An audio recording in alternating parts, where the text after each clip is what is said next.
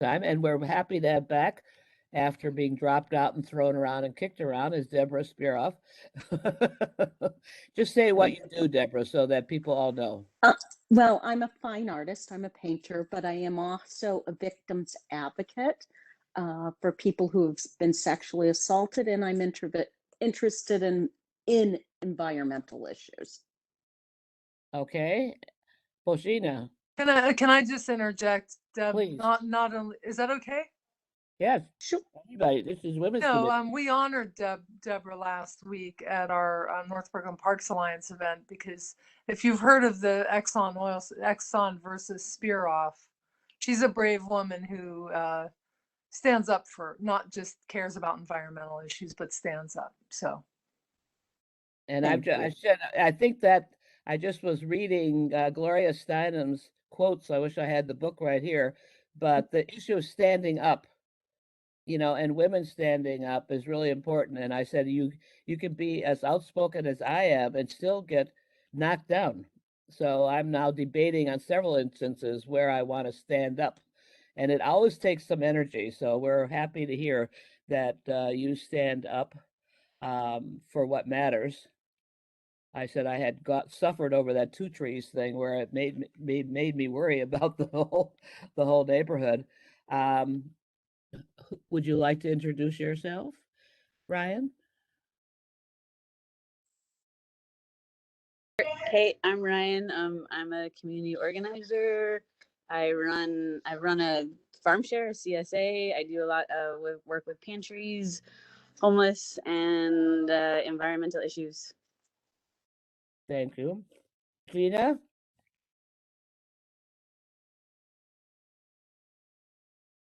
Gina, Gina, did you say? where did you go? Oh, there you are. Gina. Just introduce yourself. And I'm Gina Barrows. We can't hear you. Oh, okay. I unmuted myself. Do you hear me now? Yes. Oh, okay.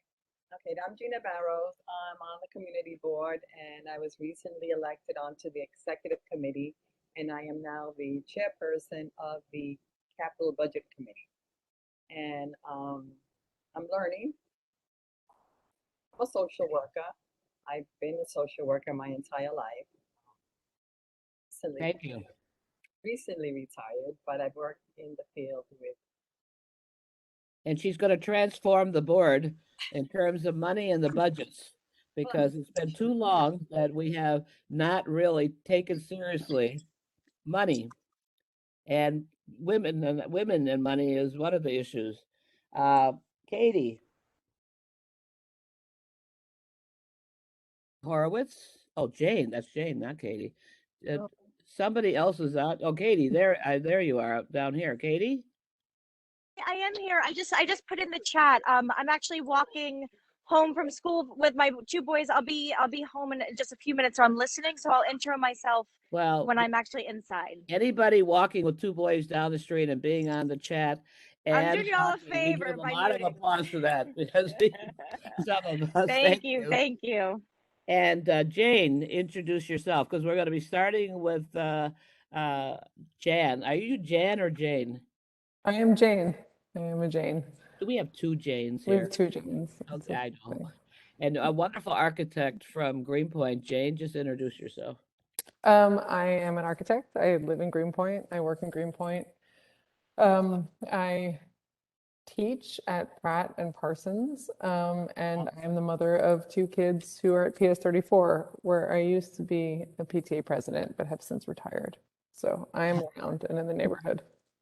See, it does make a difference. I don't know about the rest. And I have a phone here. Marie, is that you, where I don't have a person, but I just have a picture of a phone? Is there anybody else? That's Simon. Simon Weiser, how are you? My favorite man. Now, Simon, just introduce yourself. Simon Weiser, first vice chair. Yeah. Community Board 1.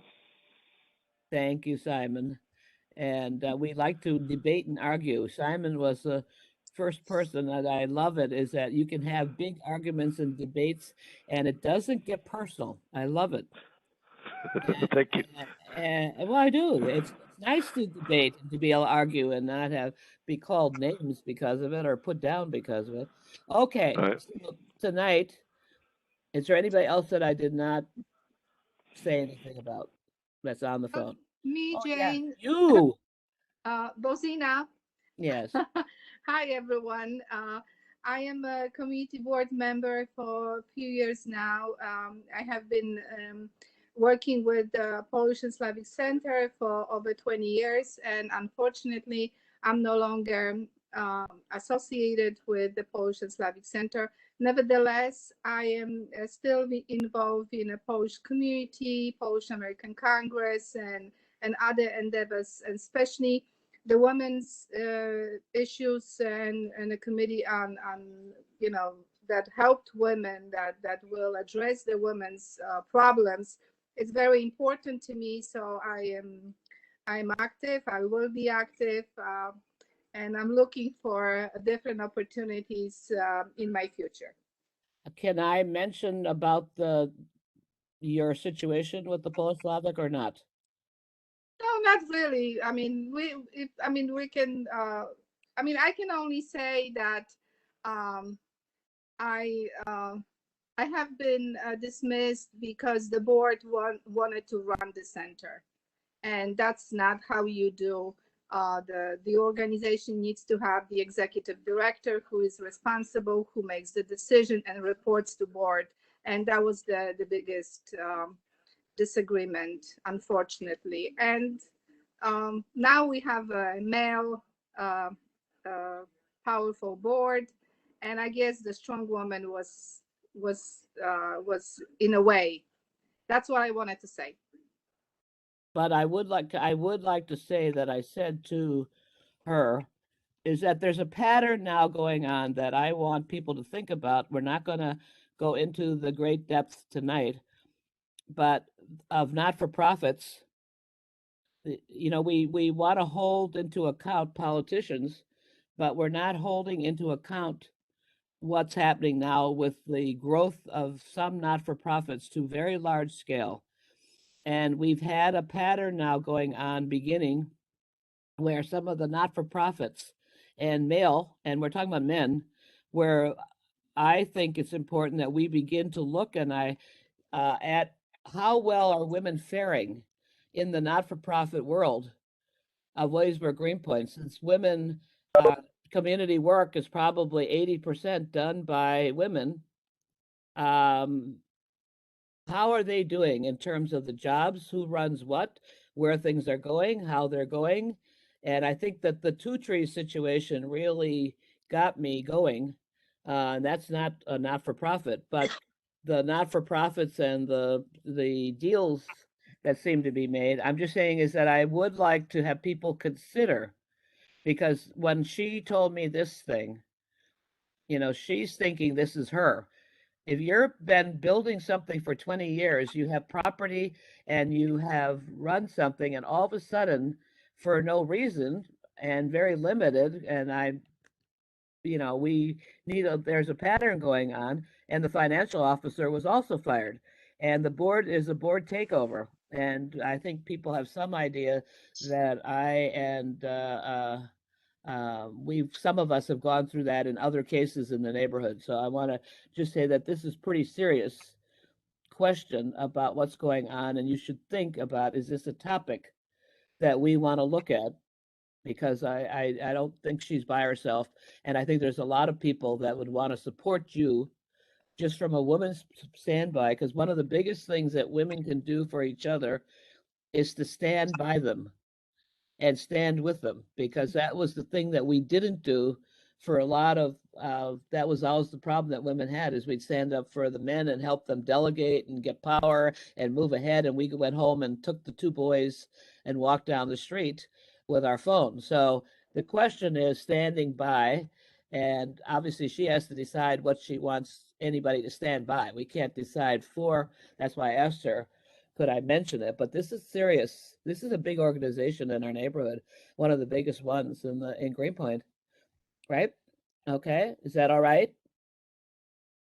Are you all right with what I said, Rosina? yeah, I'm all right with what you said, but I'm sort of hopeful, and maybe there will be some sort of awakening, or something will happen. There's some people on the board that may be more willing to take care of the organization, not their personal ego. I don't know. But that's I just wanted to share that with you, and please don't make this meeting about me, because absolutely No, I not. said I would not do that, but that's Because why I asked you. Right. I'm going to be involved no matter what, and I will get But job done. if you need help, you will let us know. Thank you. I appreciate that very much. Thank you very much. We've had other women that have needed help over the last several years, and we have done it. Okay, Jane, we got the exciting thing tonight that the one person that every time we were going to have the work that Jane Poole and Jane Lee, Lee, like C-T-T. like Lee. we're going to talk about, we've always had them at the end, and we always ran out of time. And Jane is always so kind. Jane, by the way, is now taking on the leadership of the National Congress of Neighborhood Women. So people should know that. Good job. Right. And I'm very thrilled because I can't think of another person that has a lot of the values that matter, of transparency and democracy and, women's empowerment, that little small thing and all those things. So I'm glad about that. But I wanted her to be able to present project that before Neighborhood Women, she's been on the parks and many things in this neighborhood. But we need to hear about this initiative because I think it's an important one to bring to the Parks Committee and to the Transportation Committee and to the Community Board. And this is a way that the Women's Issue Committee, for people that hi Maria Aragona, have talked about pledging to be, is that we're not taking on all the issues of every other committee, but we are raising consciousness about what issues are important to women, because we still see and have seen that women's issues and priorities do not emerge. We don't hear them enough. And even though we're all here and we have some of the most amazing, strong women on the community board. So the point of this is to kind of illustrate how this works. I happen to be on the Parks Committee, and so is Tish Sanciata and others. I think Bella, aren't you on the Parks Committee now too? I need to find out. Yeah. Anyway, I am. Katie, so we're on it. But we want to have what women, we want to be able to hear about this project and see if we think that this project is something that women should stand behind, and men that support women, Simon, and that it should go to the Parks Committee so that people can't say, oh, this is a parks issue, and it wasn't supported over there. So that's very good that you're here, Katie. So Jane, That's going on a new commissioner at the Parks Department. Mr. Silver resigned. yes, we're not going to talk about that now, though, but we are very happy to hear. I know for a lot of people, Silver was a very good commissioner, but not for our issue of the Metropolitan Women's Swim issue that he did not handle very well. And in fact, he was quite harassing about it, Bill. He yelled at Joe Lentil and Steve Levin, and I mean, yeah, and Rabbi Niederman. It's hard to yell at them, and he did about this women's swim. So that's why we want to make sure when we're moving on to women's issue that it goes ahead. I wasn't aware. Yeah. Okay, so there, Jane. Yes. Okay, hello? Yeah. Hello. All right. So I think Jane had left the meeting, but I think she's back on. She is back on. I had to change it for sharing settings, but I'm back. Great. So Jane and I met at PS 34 years ago and found out that we were distant cousins through a weird connection. So that was kind of a funny thing. And I'm raising a daughter. My daughter's 16, and I realized that she wasn't learning any women's history. And I thought, women's history, what do I know to teach her? I learned Betsy Ross sewed the flag. And during Women's History Month, they would add women as, Susan B. Anthony in middle school, but really, they're not learning much more history now than when I was a kid. And what does that tell our girls? And how does that make us feel? And then I was giving my nieces directions into New York City, and you tell them, okay, come over the George Washington Bridge, down the Henry Hudson Parkway, past Lincoln Center, Jacob Javits Center, till you come to the Joe DiMaggio Parkway. And if the traffic's bad, you take the FDR to either the Ed Koch Bridge or the RFK Bridge. Either way, you're heading for the Kosciuszko Bridge. Everything is named after men, and every landmark they pass is named after men. All the streets and the towns. And my daughter's gone to 4 schools. She's gone to Samuel DuPont, Oliver Perry, Eugenio de Hostas, and now Fiorello LaGuardia. And, we can't go rename every bridge and airport and street and town and all of that. So, we got to thinking, like, what could we do to try to add women's history to our lives in a more public, accessible way? And we just thought, okay, well, here in New York City, we have the 59 community board districts, and we have 2,500 green streets, we have 1,700 parks, we have plazas, private spaces, piers, we have public spaces. So what if we went to each community board and help? I will personally meet with every community board, 59. If anybody else wants to get involved and help, that'd be fantastic. But try to start committees, help them start committees, and start finding women who've been impactful or, of historical significance in their communities, and find a pathway in each community with a brick with a QR code. Everybody has a phone. Every middle-aged kid, middle school age kid has a phone, the QR code, and then you could read the bios and see a picture of the woman. We could have it all online. And so this would lend geographical context, but also add, timelines. So you could figure out where women fit into the history that the kids are being told too. And so we want to have a big online component and, start it here in this neighborhood, but then kind of take it around the city and maybe Kenosha, Wisconsin or somewhere. So we're, Jane is an amazing, brilliant architect. I have a presentation to share that she's put together that's pretty fabulous. Okay. And we're open to questions. So we're calling it the All Along Project because women have been contributing to our history all along. Okay, so I'll just run through it pretty quickly because I know you guys have a lot on your agenda, and I think I think we get to the point fairly quickly. Like what Jane was saying, like a lot of what started this project is the idea that all of these public monuments are honoring men at all times, and then we sort of started talking about it and was like, is that just a perception or is that really true? So we started sort of diving deeper into it and trying to figure out ways to sort of correct that inequity if it was true. And especially when you think about like when you show up at any community board meeting, PTA meeting, all of these meetings, like it's often the women who are there sort of driving social change, driving community organization, yet that goes sort of like largely unrecognized. And I don't know, that was sort of the start of that conversation. So we're calling it the All Along Project. Sorry, I scrolled too fast. So we're calling it a feminist architectural intervention in the urban environment, using existing public green infrastructure to provide sites for the surrounding communities to honor women.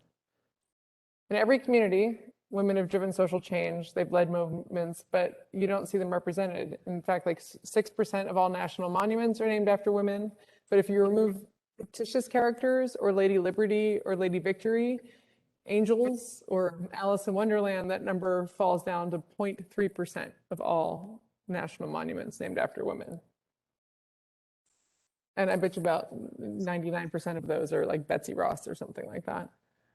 Wait, did I scroll to, oh no, I'm good. And then if you look at New York City parks, this is the percentage of parks named after men, historical events, locations, religious honorings, and then women fall here at the 5%, just a little bit above flora and fauna. So we beat out the animals and the plants, but we're behind every other category. And that was after de Blasio really trying to make a push and honor Shirley Chisholm and a few people. And so even so, only 1.9% of playgrounds, monuments, and parks are named after women, and only 5 statues directly represent women who are not fictional in New York City. And there is a movement. There's the She Built sort of a monument project, but it's to specifically replace monuments of well-known or iconic New York women. And I feel like maybe all of us could agree that that's not always the sort of catalyst of actual social change. Like I think that things on the community organization level is also just as relevant as like a Vanderbilt or a Roosevelt. Yeah. And I've bought my daughter, several of those books, 25 Women Who've Done Amazing Things, 50 Women, Great American Women, and the same 70 women are in all of those books. And I think with this, we can look at grassroots women's impactful contributions too. Yeah, and it's a way of sort of starting to rewrite our history from a local, really grassroots level. So we started trying to look at different naming opportunities. And, we thought if we start trying to take away LaGuardia High School, there'll be like an uproar. And so what can we name that is something that exists, a structure that exists, an infrastructure that exists without sort of taking away honoring of somebody else? So we started looking at all the registered green spaces in New York. Which are things like the green streets, which are sort of bioswales. There's like one running down McGinnis. There's a bunch all over Williamsburg, and privately owned public spaces. And there's more than 2,500 green streets, and there's 592 privately owned public spaces. And those are increasing as, all of these condos and rezonings come about. But there is a real opportunity to start renaming these or naming them or providing installations that would sort of start changing this balance. And so, if you start looking at the numbers, there's 383 in Manhattan, there's 552 green streets in Brooklyn. These are green streets alone, 861 in Queens. So they're pretty equally distributed through all the boroughs. And then this is the percentage, the 1.9% of playgrounds and monuments that are currently named after women. There's 74. And this would be the number if you were to ideally, in this ideal world of ours, name all of the green streets after women, you would start getting to 37% of that balance. It's starting to get closer. And then if you add in the privately owned public spaces, we're looking at, this still says 37.4, but that's a lie. That should be 47.1. See that math? Percent would be named after women. And granted, that's like a very idealistic goal, but there's other ways to do it. We could, as Jane was suggesting, start making paths that honor women or installations that honor women, where there could be multiple sort of community women honored in a location at a time. Just so it's sort of about correcting history, but it's also about sort of providing a path forward into the future. So it's doing both at the same time. Oops, sorry. My mouse is very jumpy today. So this is just sort of a breakdown of what are green streets versus all of the other parks and the privately owned public spaces in this district alone, in Williamsburg, Greenpoint. And this was sort of how we were starting to think about how things could work. Because again, there seems to be sort of often a top-down nominating process. And we think it would be really great to sort of open it up to sort of a larger community engagement, whether that means that there's like a sort of open call for nominees, and those can be sort of like vetted and put through the system. But we would like to really start it at a community level versus like a larger institutional level. And that's where we think community boards are a really great place to start. So the thing that we would love to do, and so, you know, we want to sort of set the framework, the toolkit for this, and whether it's like a QR code that you can scan on the ground, or if it's like a paving pattern that sort of makes a QR code or a different sort of intervention, people would be able to sort of scan these plaques, learn a full history about it instead of just a name, but also start sort of mapping these locations throughout the city so it becomes a real sort of historical fabric, sort of commemorative fabric where you can see, you can sort of scroll from neighborhood to neighborhood and sort of see the difference and the women who had different impacts. Oops, sorry. Oh my gosh, jumpy mouse. And so there could be like a nominating process. One idea is that, you know, when the project launches, there could be like a brief questionnaire where people are invited to nominate community women, because as much as we are all involved in the community and have a reach, there's a whole bunch of women that we don't know. There's a whole bunch of people who had an impact. So it would be great to sort of gather that from all walks of life. So you can make sure that every neighborhood is fully represented and not just like the women who had the time or the women who had the means or the women who had the energy to do it at that time. And then, hang on. Yeah, so basically this is our goal. So we want to present something visual, tactile, participatory, so we can start sort of writing a more inclusive history for all of our local communities. And this is a model for underrepresented women, but it also could be a model for many different communities, which I think is also sort of a powerful part about it. So that is the end of my little spiel. Are there questions? Seem like a good idea, not a good idea? Toss it in the garbage, what? It's a very nice idea. Who said that? I love Bella. the idea. Oh, sorry. I think it's a very nice idea. Very, Yeah, me too. I like that. I like that a lot. You can count me in. Yay. Well, what do you think about, I don't know that this is what Jane had in mind, but what do you think about Community Board 1 being one of the first demonstrations of this idea? I think that would be excellent. this idea can lead us into other new ideas. That's worth right. That's ideas. right. And so anybody, anything that you would like to see them do differently or add to it? I mean, obviously this Any is, questions, anything? yes. What is the time frame on this, and do you have any ideas for possible funding, that sort of thing? Because this sounds like a wonderful project, but it also sounds like an expensive project. So we have been, I mean, one of the first things that we have to do is like find a viable site, right? Especially in terms of fundraising.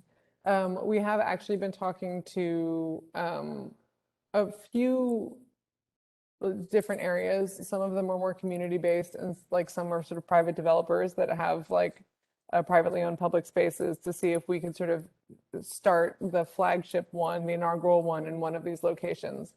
We have talked to Kickstarter, who is really into the idea of doing a campaign for this and would promote the heck out of it and sort of get it on a national level, so we could start funding the first actual built project. I've also been talking to the Andrew Mellon Foundation. We did apply for a very big grant from the Monument Lab, but we did not get it. But you know, they only accepted 1% of all applicants, so I'm not going to be that hurt about it. A little bit, but you know, I got over it. But we are talking to the Andrew Mellon Foundation, and there's I'm totally blanking on the name right now. It's been a long name. There's a women's art installation foundation that's also been interested in talking to us. So we're sort of branching out different ways. So I think it would be a combination of private funds and grants would be the way we would fund it. Yeah. And We have a fundraising strategy, and probably we'll start with the Kickstarter launch. Yeah. You know, and we're in discussions about how to launch. You know, maybe, you know, I'm thinking, do we want to launch maybe even 3 paths in our neighborhood that would be very different? or 3 paths in New York City that would be very different at the same time. You know, when we launch, I mean, it's open to discussion, and if people are interested in getting more involved and hearing more about it, please, you know how to get in touch with me. You're all Yeah, welcome. I think Jane and I both feel very strongly that it would be amazing to have one in our community, especially because we both live and work in our community. But I also love the idea of, like, you know, having one here and a satellite one here in the Bronx and having one in Manhattan or something. So it's not just necessarily a Greenpoint or Williamsburg specific thing, but it's more about local women in all neighborhoods. So, Get like the print, whatever you appeared on the screen. Can we get such a pamphlet or some sort of, so we can read it in detail? Of course, yeah.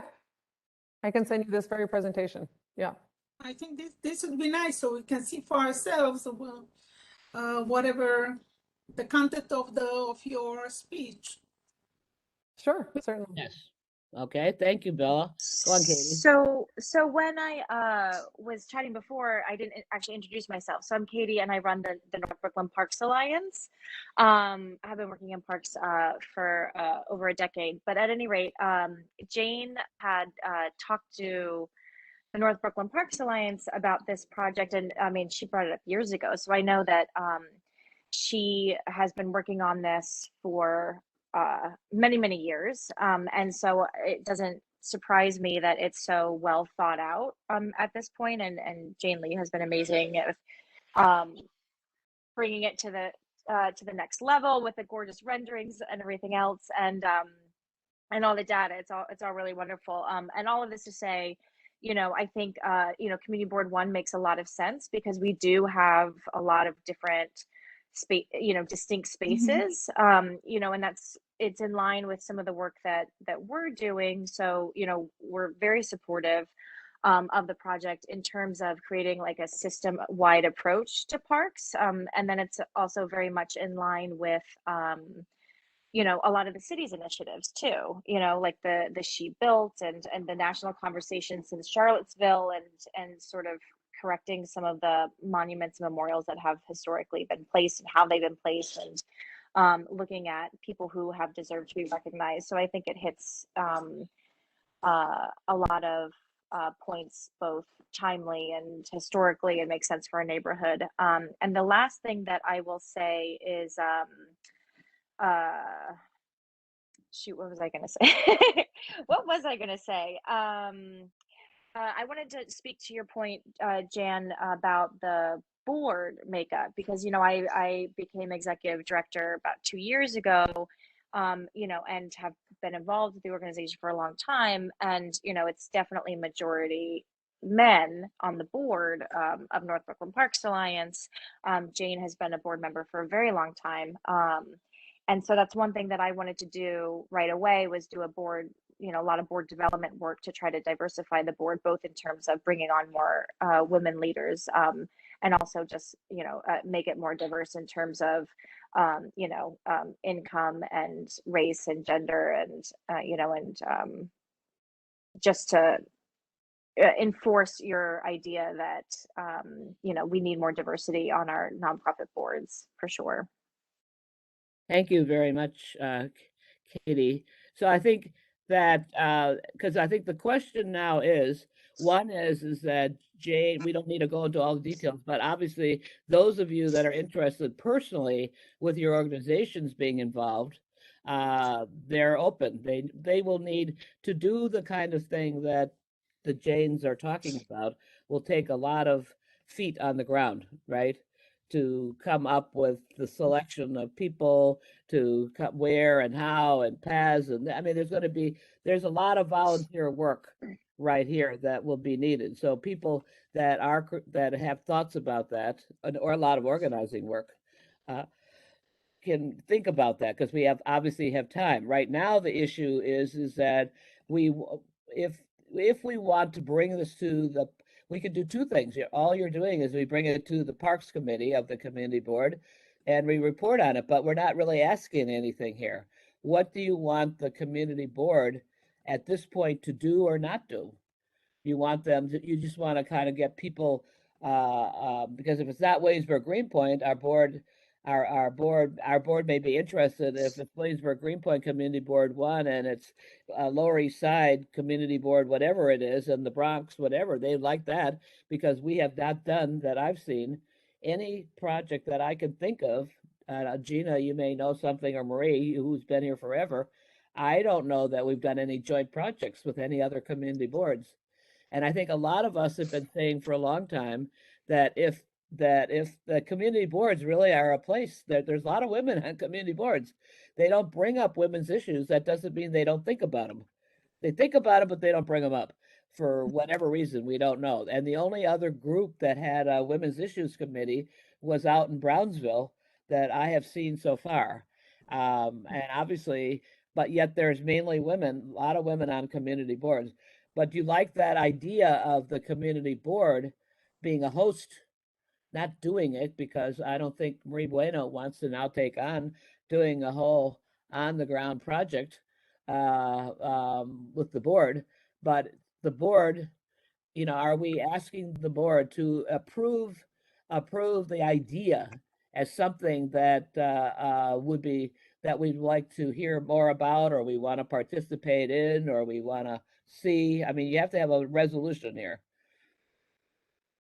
But yeah, I mean, I guess we would like support from this group, and then go to Parks Group and Transportation, and then the full board.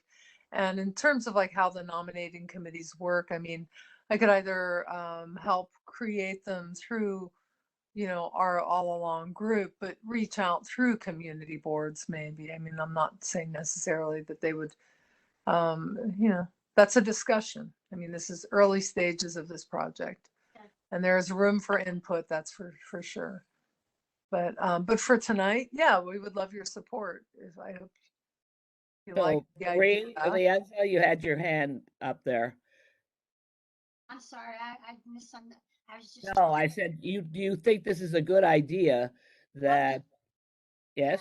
Yeah, I think it's a terrific idea. The only thing is that you're gonna bring it to the board just to more or less give them a, what we're doing, what we're trying to do and accomplish, but not ask them, can we do it? We don't want that, because it's gonna be we're gonna do it anyway. We're So, doing it. Right. It's just the idea of letting them know, you know, what we're talking about and how we're going to proceed with it.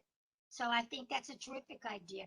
And I was just wondering if in the event we start doing like that, and is it possible for a fundraiser, say, buy a brick? Like, you know what I mean? So if somebody has, you know, wants to put somebody's name who's famous, I bring somebody's name up and I donate something for that person's name. I mean, that could be a fundraiser kind of donation, no? People pay for a brick or a bench, Jane.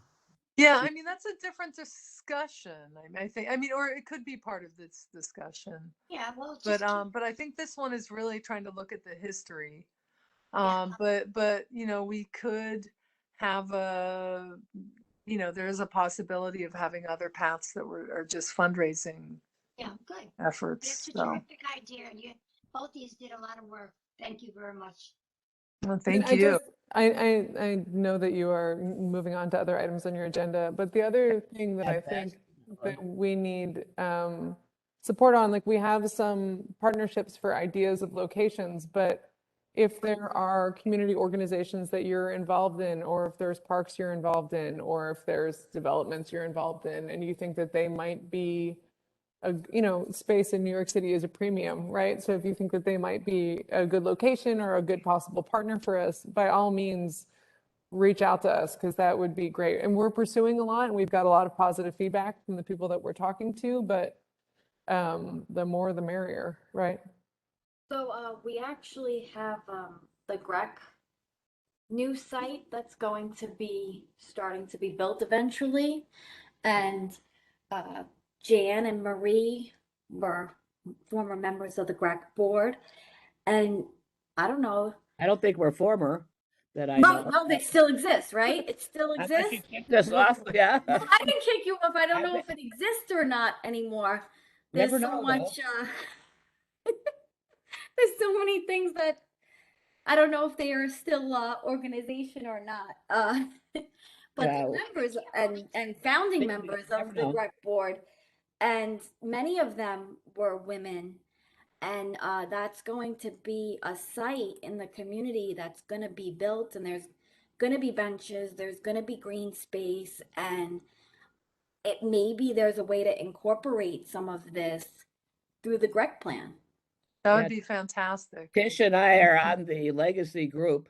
There's a and what's her name from Cooper Park. So the initial group that's supposed to be drafting the legacy plan for the GREC area, which is the Greenpoint Hospital and around that area.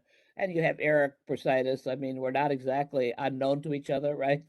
It's this similar group, but there will be some resources, and they are looking at their parks inside, and we have the red roof or whatever that one is outside, and we have Cooper Park right there. So I think we're saying, and my understanding is St. Nicholas gave $500,000 recently to the Cooper Park, and Cooper Park itself, and I'm just saying this, it has their own park in Cooper Park.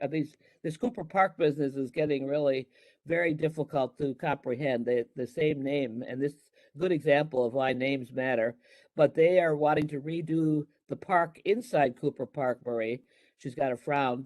The one they have that's falling apart, besides the park we have across the well-known Cooper Park, one that we've redeveloped 3 times in the last 30 years, and the red roof or whatever that green thumb thing is. Red shed. So you might want to take a little walking tour with some of us over there. Yeah. And we can look at it if you're open to that. And then you cross-reference with the walking tour that Neighborhood Women developed, where Margaret Carnegie is there, and Mildred Johnson and Tish, and that whole area is going to be quite spectacular. Yeah. So I think putting something out there is something for you to consider. That's wonderful. Thank you. That's a great idea. And should we meet? Is there a meeting that we should consider? Well, if anybody's interested, we're doing a cleanup with the Cooper Houses Residence Council on Saturday with Reynoso's office. So and I'm sure Deborah will be there. Yeah, Deborah. I'm organizing it with Deborah. Yeah. And I also love I love the idea of partnerships with other boards throughout the city. Like I think it could be a really amazing network of women's committees sort of pushing this forward. Yeah. I think the issue will be is that, do you want to really focus with one community board or 2 and get that underway, and then people can come and learn from that, right? And take it on. Because if you spread too far citywide, I mean, I'm a global organizer, so I have some idea about, and I'm a big one that overspreads, so I know what overspreading is. We have 50 countries in WIRO Commission, but to keep up with all of that, I'm just saying our best experience has been at transferring ideas to get a good one going and let people see it. And then you can really move. If you don't get it going and they can see it, certainly community people aren't going to look at it. And you have power. You have the Polish community sitting right here. We have people right on this committee that know everybody. And we're looking at trying to link to the World Urban Forum that's going to take place in Poland in June, where there will be a variety of women's things. And I think your idea for the park, which I don't want to get into because it'll sound overwhelming, but that you might want to present this whole idea in Poland, because there are a lot of parks groups will be there with what they're doing, and there's a whole international parks group which we can talk about some other time. So your rest of your life is now taken up, Jane and Jane, Oh, good. I had a lot of room on my calendar, so that's good. I I'll just know, put I that know. in there. And It's those in of the you that are content. looking for the dream project, this is definitely a dream project, and it's the right time in the right place. You know, I would say, and if we could show, and we have the other link, just to remind you all, we had Carol Maloney is doing the Women's History Museum in Washington, Right. you know, and she's under some threat in running. Here's a woman that is advancing the whole women's museum, and she has to prove herself a lot at age whatever she is, when she's right now running half of the government down in DC, from what I can see, because she's always on television these days. But the point is that there's the links between how people have done those kind of parks in Washington, right? And those things, and doing a bottom up and really honoring women here. And that goes a little bit back to the bricks, which you were not too happy about hearing. But Marie's idea of the bricks does allow No, to select people and put their names on things. So I think that selection issue, without going into it now, needs more discussion and debate. I agree. So the most that we could do tonight, and we got what your skilled facilitators, all of you, is that should we be saying that we are supporting this idea and we want to see it advanced in the Williamsburg Greenpoint community, and we'd like the Parks Committee and the Transportation Committee to look at it closely in terms of the implications for their work with their committees. Does that sound like a reasonable or Perfect. I think, yeah, I think that makes a lot of sense because, I mean, what to state the obvious, I think that we all learned a lot from the Marsha P. Johnson yes. process, with the This is community what I board. was gonna mention now. I also had this in mind. There was so much commotion going on about the PJ Johnson. There's a voice out there, but you need to give the people a chance where to talk and the right time when to say things. I mean, Bella, she's talking. Somebody was talking when you started talking. Go on. I'm so glad you can speak now, Bella. Definitely not shy anymore. Go on, Katie. Well, just in a terms, few words. Okay. We'll come back to you, Bella, next. Go on, Katie. just in terms of, even though the community board doesn't necessarily need to vote on it in the way that they might, a city parks capital project, like with the Marsha B. Johnson, having the community board's input, especially when you're talking about memorialization or, design of public space. It's important to get people's feedback, and I've already spoken to Jane about this as well, which she knows and has already been doing. They both know and have already been doing is the need for like focus groups and to make sure to just engage a variety of people on feedback.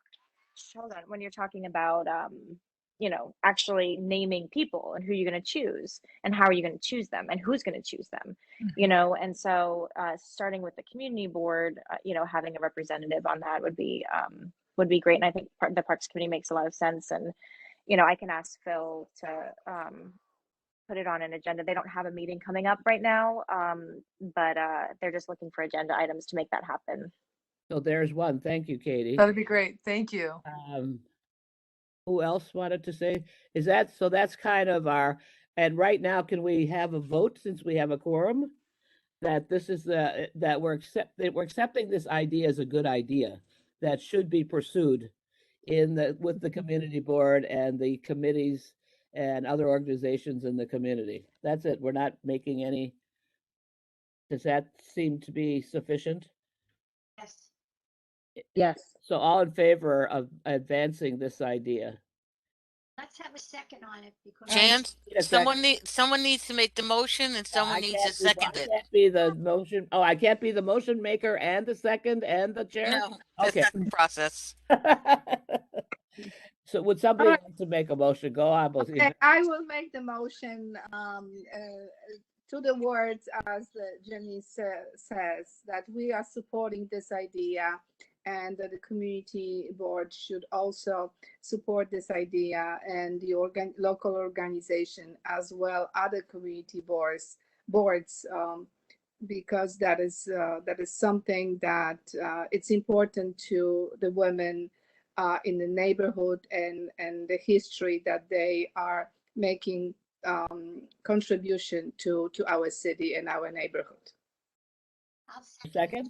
I'll second it. Okay. Are all in favor? Aye. Aye. Aye. Okay. Okay, that carries. Bella, you wanted to say something when I cut you off, when you were cutting Katie off. Just my thoughts that I was amazed when I saw it seemed as if the project by that Johnson, PJ Johnson, it looked like a complete project. And at once, out of nowhere, these people, the family came in and there was some sort of upset, and it wasn't justice according to their vision. And the whole thing went in a different direction. Well, you're seeing one of the several of the organizers sitting right in this room, I think. That was an amazing piece of organizing. Who was in that whole group with you, Jane? Steve, Katie Napotarski, Biz Mitchell, Steve Chesler, Kate York. Ryan was great too. Yeah, where are you, Ryan? She was here. Okay. She there? She was here. The fastest organizing I ever saw. You're absolutely right, Bella. That was the fastest organizing we ever saw where actual action took place that was affected money. I was amazed. I don't know, the whole thing, the way it took place, it shows that never give up. If you stand for something, just stay behind it and things will come about. Okay. Well, we had to live in our pajamas for a couple of months. But... Thank you. So we're going to move with Bella, but we're going to move to Gina Barrows, which is the project which fits all this. Because, like, for example, this project will need money. You know, are we only going to get money from private sector and not for profit, or are we going to be looking at capital money? And maybe, Gina, you could start out by telling us, now that Gina is going to transform the budget process of Community Board 1. I told her today we don't know each other that well, but we've been looking at each other across the room for a long time. And I said, I hate this budget process. Every year, a really nice man in Greenpoint does a wonderful report and does have meetings, but only a few people go. And we have an updated plan that actually exists that I sent you all. I don't know if you all read what you got sent, because I know you memorized it. If I sent it, I'm sure you read it and you memorized it all, right? No. Okay. Did you? Anyway, so we're on. Gina, explain who does what with the capital budget, because we want to make sure that this year women have looked at this budget and are making sure that the things they care about exist in the budget. Okay. Gina? Yes. I just want to make a couple of reminders that the budget that we have priorities that are project sensitive. They do have items attached to them. They have tracking codes, and it goes through a whole process with the city. So there's a difference between making a recommendation and then we have to follow these projects through to see at what stage they are. So with that being said, we have the expense budget and we have the capital budget. Those are two different pots of money and ways that things have to be articulated. So we need to look at projects that we have that are ongoing, that we've been trying to get funding for maybe years, it depends, and projects that are completed. So that's the process that we have to go through at the next committee meeting to see where we're at. So we can articulate additional items, but the city does have a limit on what they will consider. It's like maybe 36 expense items and 24 capital items. So that's where the priorities come in. For Burger for the whole city. No, this is the city has the same protocol throughout the Right. community boards. So that's what we're reacting to, and that we do make changes on, but we can't lose things that we've already have in the hopper. We No, can and try to add on, we can do continuing support, and that's the goal of the committee next meeting. That's which what is we're why looking we for. planning that People meeting. can people can make recommendations, and the committee can look at those recommendations. They can see how they fit in, or they may be already a budget in there, and they may have to a budget item, and they may have to adjust that budget item to include maybe a change. We did this last year when COVID kind of overlapped on everything, so we had to mention that in specifics of people like the daycare centers and so forth. So I just wanted to bring that up because it's not that open-ended. Um, it, it's great to share stuff. It's great to come up with new ideas, but we still have to work with what we have in the city already. And this, don't forget, this goes to the borough president and it goes to the city council. So that's where we're going to try to garner their support. And I'm suggesting we're going to count on Marie Bueno to help us as we go through this process, because I see some people jumping off the here budget and they run, is that we want to be trained by you, Marie, because you do know more about it than anybody else. But we do think it's important that we have a that we have a group that learns how this budget works so that we can impact on it.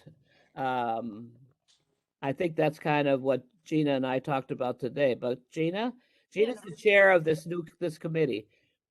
No, I'm new, and Jan is on the committee, so we're going to work together. And Marie is my mentor, and I'm learning from Marie. I was able to, well, last year what I did, and that was what they were requesting, was I organized the budget, expense, capital and expense budget by agencies, and I can send. I submitted that, and I can share that. But instead of just highlighting what are the priorities, it's organized by agency. For example, there's the fire department, the parks and recreations, aging department. So each department has a narrative, and we can use that framework to see where we're at and where we want to go, what has been accomplished, and what we want to recommend. But at this point, I think it would be good, just as we said, to begin to look at the framework of what has been submitted in the past, and then to make our recommendations.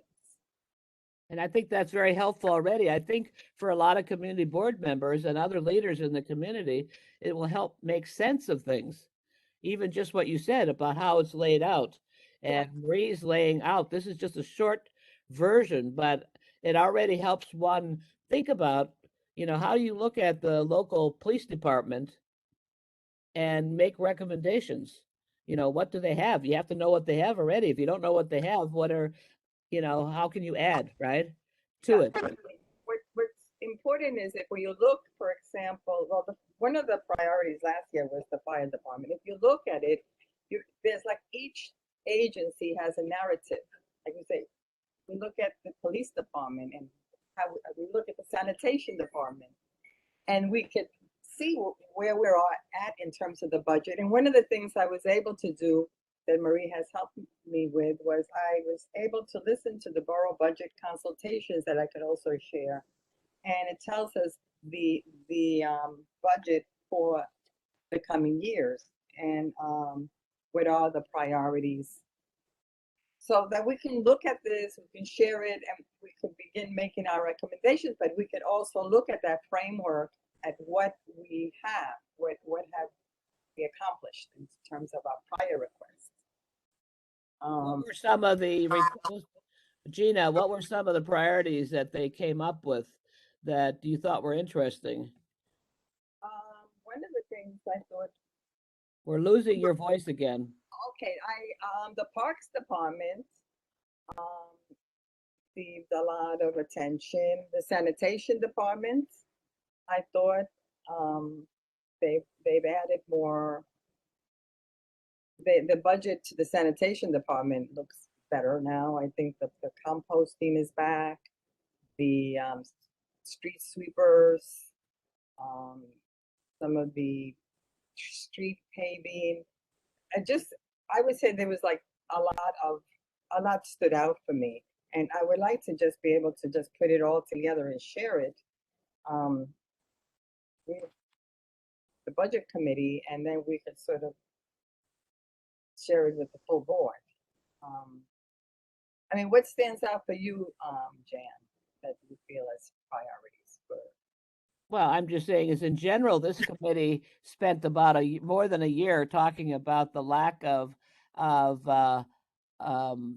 women being thought about in the development of our parks, where we had tremendous disagreement with our, and that's not just the women's swim, it's the not having equipment in the park for exercising that women could even reach and use. Nothing being thought about for older people. And I think they just did a citywide AARP did a whole thing with senior centers and other places, looking at, and Bozina, you've talked about this a lot, the lack of welcoming older people in any kind of way to get them involved in exercising here. They're not there, and the women are still sitting on benches watching the guys play volleyball. Now, that's not true in elite neighborhoods, but that is certainly true out here. Not all McCarren Park anymore, because you have all the high rise and fancy buildings going up, but in general, and I think that Lindsay Park has gone down with all of their recreation that they used to do. If we heard Alice talk, I mean, it's pretty bad. So I would say that the overall wanting them to be able to itemize clearly how women and older people are being thought about in terms of recreation and what sports they're doing and what's there and how they deal with a group of people that haven't been involved. It's easy to deal with athletes who know how to organize their own team and get going, but not a group of people that never had a sports team in their life. And if they had a volleyball, I can hardly hobble now, but I think I might like to be down there. So that's just one that we've talked about for a lot at past meetings that I think needs some thought. And is it true, Marie and Gina, that the Parks Department was cut back the most in this last year with COVID? Were they the ones that received the most cuts? I'm not sure if that's true, but they did get a lot of losses in the funding. Parks Department is always the first ones to get cut the most. So we would have to look at, how many people they need. They may need, like you talk about offering things to people, to seniors or to whatever group the population is, but you still, if it's in the park, you have to, if it's equipment that's got to be maintained, right? If it's people that have to be engaged to work that equipment with the people, these are things that are both capital and expense items. So you may want to articulate something like that for both budgets. I think we did that last year, but you can articulate it better for the Parks Department, because there were things that the borough commissioner had prepared a document about what they're looking to fund, what they need money for. So that can be shared with the committee as soon as we can get that downloaded. That would be helpful. But also, as there are other things, Jane, you're around, you're activist, you're seeing many things besides, what are Katie, what are people in the park saying that they need, that matter to them? Maintenance and cleanup are amongst the main things, because it's been cut so much. Katie's the executive director, so she's in touch with the Parks Department more than I, so I'll let her talk, but I hear about that all the time. Yeah, I think maintenance is definitely the number one. And so I just wrote it in the chat, but the agency's budget and their fiscal 21 budget, which is over, right? Because it ended June 30th. That budget was cut by 14%, which was not the worst agency, the worst cut in any agency, but it was below, let's say, like the Department of Culture, for example, which was only cut by, I think, 8%. And so I think that was a surprise for most. You know, some of you may have heard that Eric Adams, the presumptive mayor, did commit to raising the percentage of the city's budget for parks to 1%, which has been a citywide campaign for the last 20 years to raise it to 1%. You know, 1% for parks. It was actually a campaign launched in 2001, and so that would almost double the agency's budget just to get it to 1%. And I think definitely maintenance. I mean, I could. I could keep talking, but yeah, I mean, in brief, it's maintenance is the main issue. I mean, especially if you go across, walk outside your house or go on Facebook, you know, you see piles of trash everywhere, street trees that are unkempt. And so, yeah, maintenance. You know, the North Brooklyn Park staff was cut by 60% in 2020. So, you know, that's a deep cut, obviously. So they're not able to maintain the parks to the standard that. And if they don't have need. standards, people don't bring their children there. So that it becomes a women's issue. If you don't feel safe, you're not going to go there. If you don't feel, you know, and then they had the waste of money, the Metropolitan Pool having staff all sitting in it, but not being open, you know, and I would say the Greenpoint, though, McGoldrick Park, it's my understanding that they never opened. I don't know when they finally opened up the playground in McGoldrick Park. They didn't do it when the children were off in the summer. Yeah, and that happens a lot, that all of a sudden a park is under construction, but it's not done to be available to the community that needs it at the time that they need it. So I think that some of these things are worthwhile to look at, and that's what we lose the women's part of it. You know, if you can't count on certain services at a certain time, it doesn't make you feel that they're there. But anybody else? Other issues quickly, because we're mainly just starting a dialogue, not tonight. We're not keeping on it, but we want to. Some of us hope to go, Gina, to your meeting is when? Oh, yes, the meeting is, and you're on the capital budget committee too, which is great. It's on the 27th, the 27th of October, yeah. right? So people that want to weigh in to the budget and how many of you are really actually interested? Do you see the power for women if you can really understand the budget? Right. Yes, no? Yeah. Yes. People always start closing their eyes when they get up. Marie Aragona, are you still on the line here? Marie? Yes. See her, everybody, she may not be. It's very hard to budget meet. I mean, to be involved with a budget. I can hardly, for example, budget here. Allowed to be on the budget committee. Who is eligible for capital money? You know, like if we push for more money for Met Pool, and we had more hours because they opened it up more hours, would that reduce the problem between the women's swim? Probably not. That's an expense item. So capital is only if you got to think of, like, if you're constructing a building or doing something in the infrastructure. All other items usually fall under an expense item. So if we move this idea that Jane and Jane are that we just agreed tonight is a good idea, and they needed to have money. I don't think they're looking at the city for money, but say they were, it would go under expense item.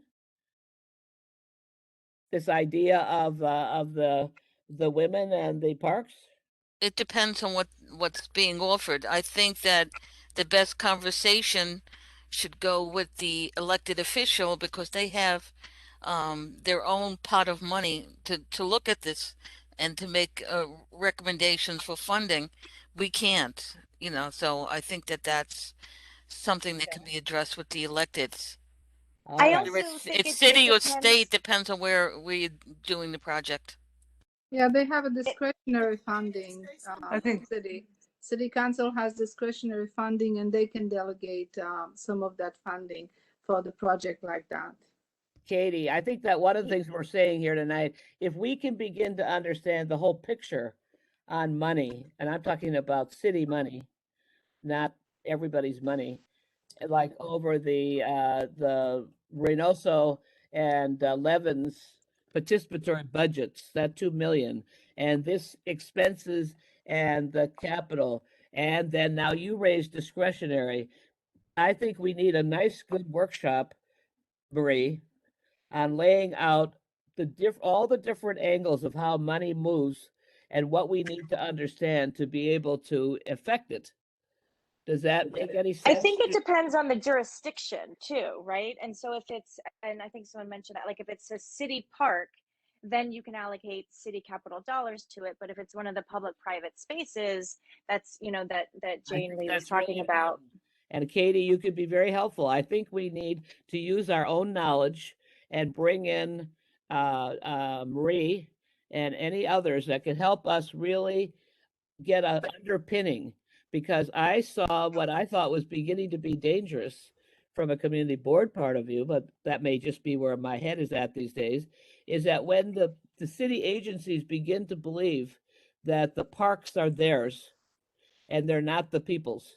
I see a trend when the community centers in public housing were taken away from the tenant associations and given to first different kind of not-for-profits, which is where they are that, and the tenants lost.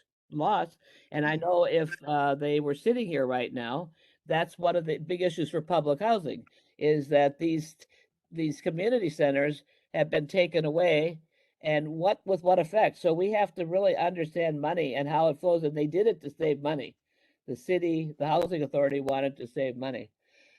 So any last questions on budget? You did pretty well, 15 minutes. I thought that's 15, 20 minutes. Thank you, Gina, for sitting through our meeting, because we still want to hear from Maria and Bozina on older women, and then we can close this meeting of what's really happening. But go on, Gina.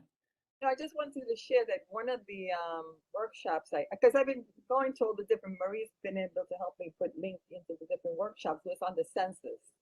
And our population here in Brooklyn and in Williamsburg has quadrupled. It has grown tremendously. And so we need to look at that in terms of the budget, in terms of how does that compare to our budget and income, how we can compare that to the budget as well, because there's been a tremendous growth in our population. Therefore, how does that compare to our rights in terms of funding? So how many of you see what she's saying is that we're in a budgetary crisis.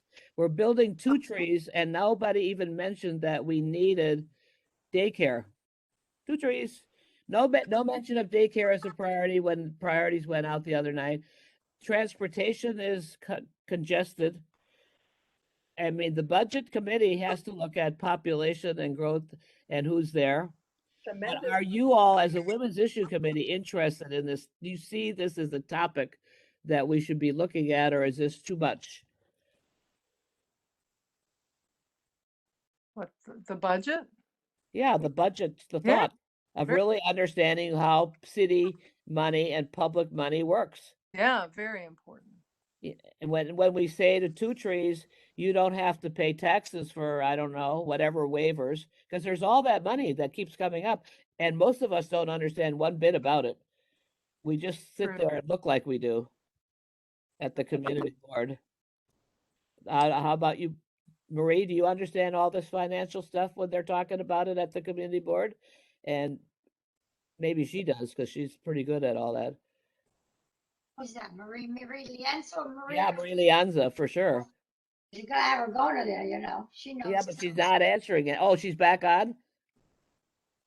Marie Aragona, are you there? I am, but I can't really involve myself with the budget. Okay. So there's a judge, can't answer. Well, I hope it's not, I'm not allowed. That's why I told her don't run and become a judge, because then you can't speak about the important things. Actually, some kids We're don't. glad you're there, Marie Lianza. So the point is, I just want to tackle this, not is ongoing to kill everybody, but the first thing I will say to Gina at the meeting, I'll say the same thing. If we don't understand what we're doing on this committee, we have to know this stuff. So, and women particularly, budget, handling money, and figuring out where the money is going to come from. I was glad tonight that people at least brought up right away with the parks, your parks, Jay. They asked right away, where's the money coming? How are you going to get it? So that's a good thing. So let's end with that. I would love to attend a workshop on learning more about the city budget, and it would be incredibly useful to have some sort of diagram, something that explained it on a one sheet. Yeah. For dummies, something really Right. basic would be incredible. Dummies or community board members. Yeah. Okay, so in closing, I've asked Marie and Bozina to just give us, to bring back the human side of what we're talking about, because we've started out with looking at an exciting project that women are leading, which we want to really thank you all for, which includes Katie and all the rest of you that have been working on trying to make women's reality concrete and visible. And I think it's really unbelievable what you've done and where you're headed. We've agreed to that. We're now looking at the budget just so that we can talk about things for the community board in a way that we have understanding to it. And then the last thing is that now that we're by the way, I got my third shot today on Moderna, because in Maryland, they decided in their county that they were going to come out with the third shot earlier because they didn't want to wait. So this is the difference of one place and another. I'm in Maryland right now. Anyway, Anyway, can I say a few words just about the pool, about the women's neighborhood women swimmers? It Not doesn't yet. cost money, but okay, just before we leave, okay? Before you Right. close Yes. So on Marie Lianza and Bozina, is that when you look around over this last year and a half, and you, Marie, are in the senior citizen category, though I think you deny it. What's happened to all these seniors, women? I mean, are they being thought about? What's really happening to older people in light of the COVID? My bell is ringing. I have to see who that is. But in reference to the seniors, they're still home and they're waiting for bingo. They're waiting for those places to open up, St. Cecilia's and all the different places, the meals. They miss all that because there's the congregation where they can talk and But what do you think in walking away? What should we be saying and doing publicly to support older people and particularly older women in light of COVID? Janet's Francoise. I just want to agree with that. I actually think that if we could help our seniors have a more digital voice, I think they really just want to play bingo. I know it may seem kind of silly to some people, but it's a form of socialization for them. They don't want to be on the screen. Some of them don't have computers. And if we're all out in restaurants and bars, as long as we're vaccinated, they should be able to play bingo.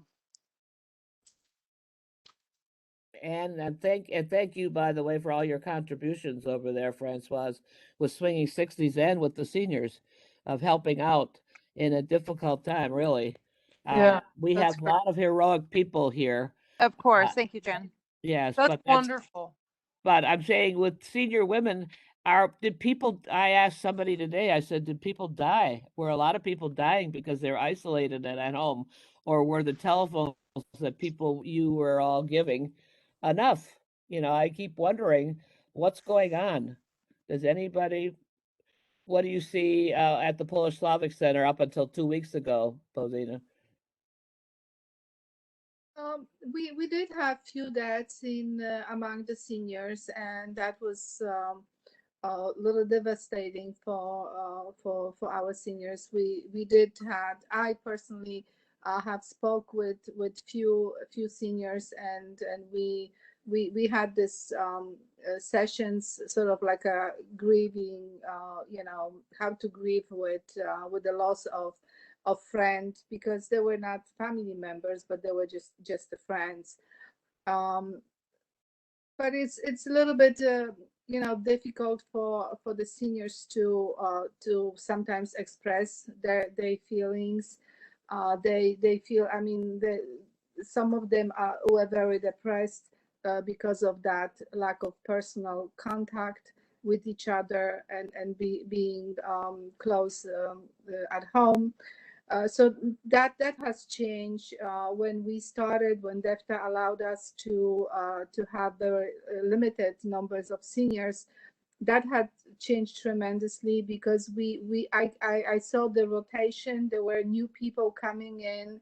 Some of the people were picking up the lunches and then were going home, but I saw new faces, and that was very encouraging, because now the people know that this organization is there, that they can have some sort of service, they can have a good word, somebody can even speak in their own native language to them, which is also very beneficial. And our staff, I mean, the workers at the Polish Slavic Center, they're amazing. They have been working through the lockdown. We never stopped working.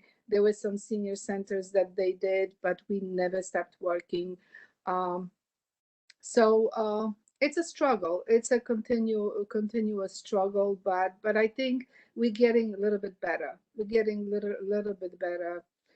And the one issue that I have, and my concerns for some seniors, is that they don't want to get vaccinated. Because there's this information in the newspapers. I mean, I'm talking about ethnic newspapers, this conspiracy stuff, control stuff and things like that. So if they believe that, then there's a problem with them getting vaccinated. But other than that, whoever is vaccinated, they feel very comfortable. They feel grateful that they are alive. They are very, very happy to be social again. Thank you. So I think the question is there anything we should be saying or doing at this point, Francoise, Marie, that we're not doing and saying? I'd like to comment that I live in a big building, and I see constantly people bring over food to some people that cannot, don't walk out, or they are not well, or sort of.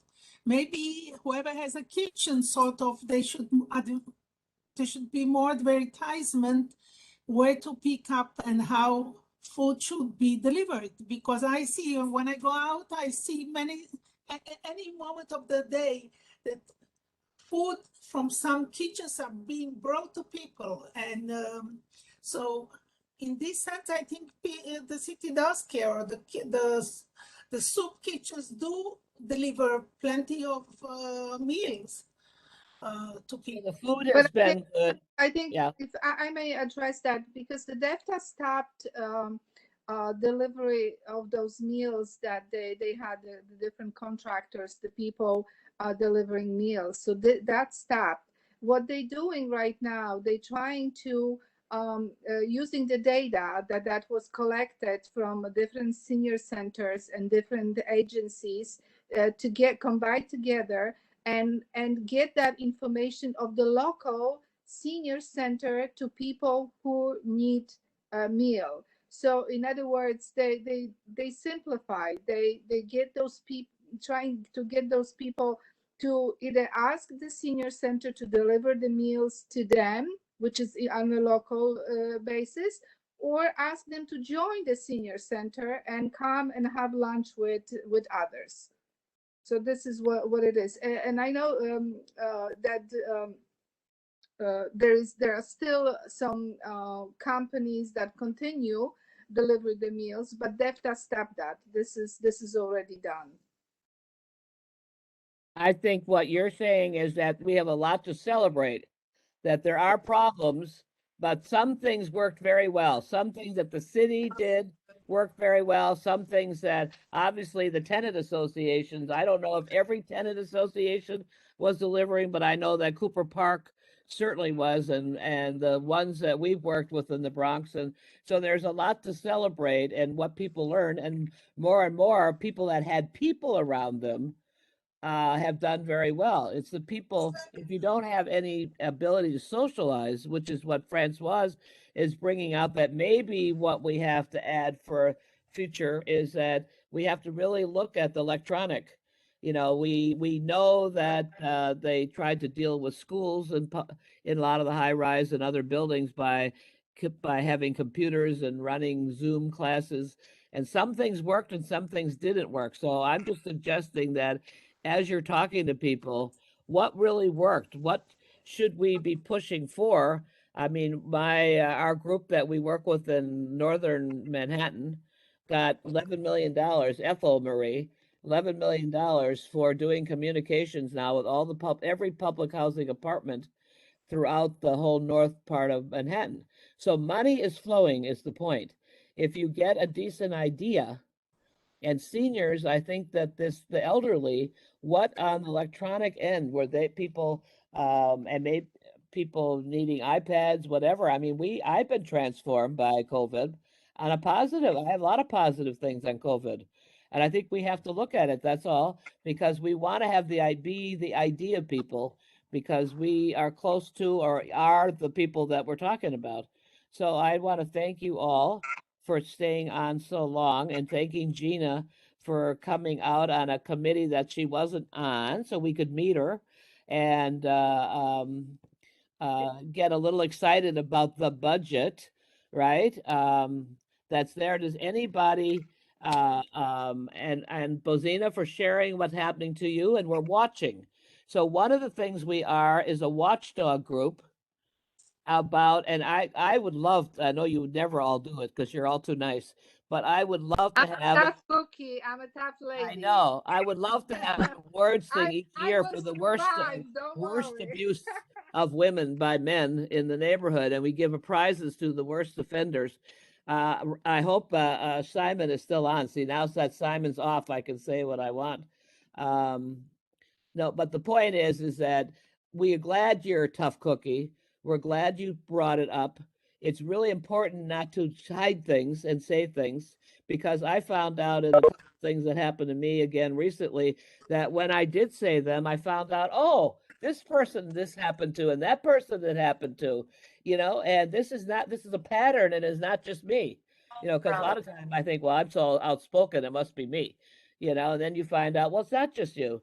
So I think you were brave to bring it up. We are, I think, can I say that all of us care about what happens to her? Can we say that we begin to care, and that we want a caring world where we care about each other and stand up for each other. And I want to just thank you all for caring for her. I care for her, and I was stunned that anybody could be that stupid to take on such a tough cookie who has done so much to build Greenpoint. So we're watching. I'm watching. Got glasses on. Thank you all, and we are having one more meeting after this budget in this year, and I will. I don't think I have the date down, Marie. Did I? You know, but it's Thursday. It wasn't too bad this time. If anybody has, I finally got the whole old list that we had together, and I apologize for the people that, like Deborah and a few people that have been dropped off. But thank you. And those of you that are not on Community Board 1, please fill out the committee form, that then you're on this committee and you will get the notices. I know all of you are on the community board, so you have no problem, but there are others that only Jane is good enough to fill out the form. Right? And that's why you get the notices, Jane. Okay, thank you all. Have a wonderful evening. I'm going to go up and see my great friends that are upstairs waiting for me. Bye, dears. Bye.